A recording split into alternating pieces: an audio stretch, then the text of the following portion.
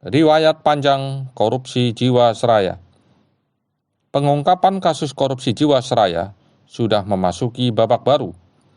Jumlah kerugian sudah diumumkan oleh Ketua BPK Agung Firman Sampurna yang mencapai 16,81 triliun. Terdiri dari kerugian akibat investasi saham sebesar 4,65 triliun rupiah dan kerugian negara akibat investasi dari reksadana sebesar 12,16 triliun. Demikian Ketua BPK Agung Firman Sampurna menjelaskan saat konferensi pers di Kompleks Kejagung, Jakarta, Senin 9 Maret 2020. Ia mengatakan kerugian tersebut bersifat sementara karena BPK masih melakukan audit terhadap jutaan transaksi yang mencurigakan. Pada Januari lalu, Ketua BPK Agung Firman Sampurna menyatakan Jiwasraya tak mampu mengelola investasi dengan baik. Jiwasraya sering menaruh dana di saham-saham dengan tujuan spekulasi. Gara-gara saham-saham berisiko tersebut, Jiwasraya kehabisan uang yang berujung pada gagal bayar. Anehnya, BUMN asuransi itu telah ketahuan membukukan laba semu sejak 2006 sesuai dengan penemuan BPK. Jiwasraya sepertinya berusaha memperbaiki citra dengan menjadi sponsor Manchester City pada 2014. Kemudian pada tahun 2015, Jiwasraya meluncurkan produk CS Saving Plan dengan cost of fund yang lebih tinggi di atas bunga deposito dan obligasi. Dana masyarakat itu diinvestasikan pada saham dan reksadana, tapi terbukti kemudian saham dan reksadana itu berkualitas rendah yang ujung-ujungnya malah membuat rugi.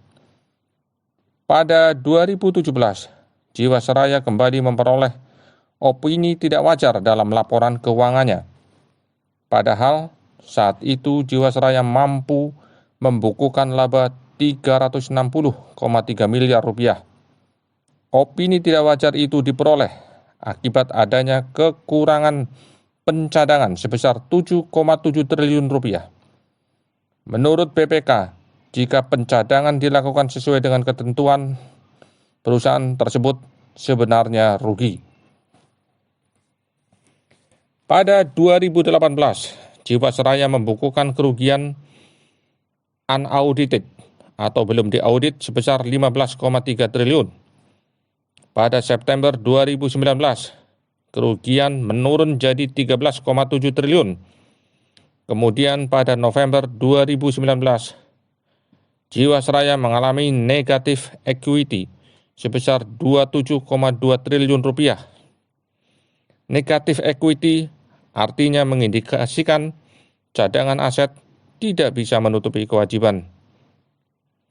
Pada 2010 sampai 2019, BPK telah 2 kali melakukan pemeriksaan atas Jiwasraya. Pertama, pemeriksaan dengan tujuan tertentu tahun 2016. Kedua, pemeriksaan investigatif pendahuluan tahun 2018. Dalam investigasi tahun 2016, BPK mengungkapkan 16 temuan terkait dengan pengelolaan bisnis, investasi, pendapatan dan biaya operasional tahun 2014 sampai 2015. Temuan tersebut mengungkapkan Jiwasraya berinvestasi pada saham gorengan.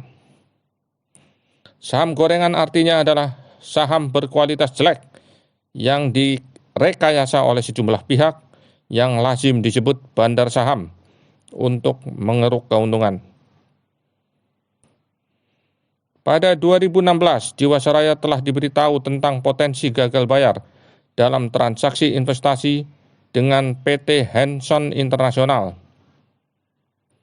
Ditambah Jiwasraya kurang optimal dalam mengawasi reksadana yang dimiliki.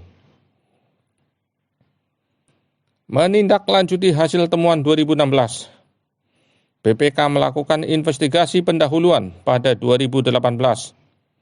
Hasil investigasi ini menunjukkan adanya penyimpangan yang berindikasi fraud dalam mengelola saving plan dan investasi. Potensi fraud disebabkan oleh aktivitas jual beli saham dalam waktu yang berdekatan untuk menghindari pencatatan unrealized loss. Yang dimaksud unrealized loss adalah catatan kerugian yang belum terjadi karena saham belum dijual.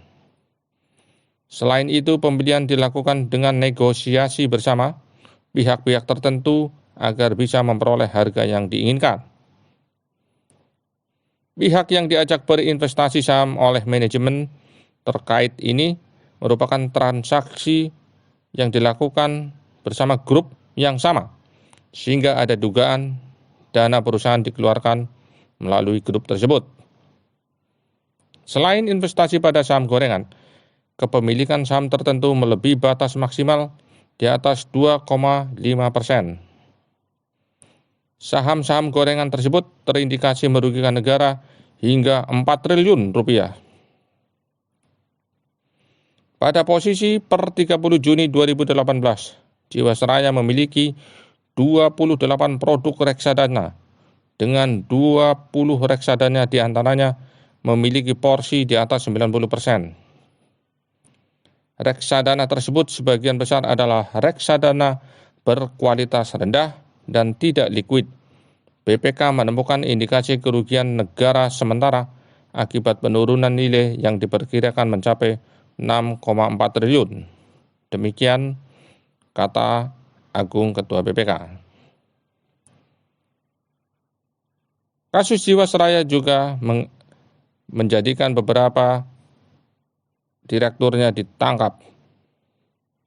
BPK akhirnya diminta oleh Kejaksaan Agung untuk mengaudit kerugian negara pada 2019. Dengan demikian, penanganan kasus Jiwasraya bukan hanya masuk di ranah audit, tetapi juga sudah masuk ke ranah penegakan hukum.